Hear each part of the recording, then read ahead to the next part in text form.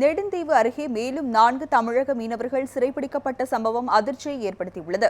அண்மையில் கடலுக்கு மீன்பிடிக்க சென்ற புதுக்கோட்டை மாவட்டம் கோட்டைப்பட்டினம் மற்றும் ராமநாதபுரம் மாவட்டம் ராமேஸ்வரத்தை சேர்ந்த 8 மீனவர்கள் இலங்கை கடற்படையினரால் கைது செய்யப்பட்டனர்.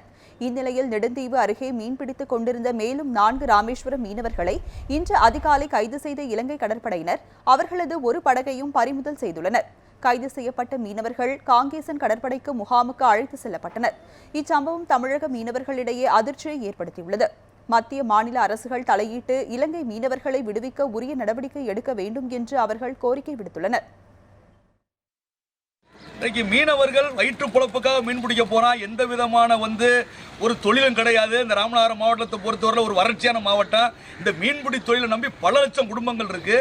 இந்த அரசாங்கம் இந்த மீனவனை பத்தி கொஞ்சம் கூட சிந்திக்காம சிறைபிடிக்கப்படுற மீனவனை விடுதலை பண்றதுக்கு உண்டான நடவடிக்கையே எடுக்காம இன்னைக்கு தொடர்ச்சியா மீனவன் செத்து செத்து பொழைச்சிக்கிட்டு இருக்கான்.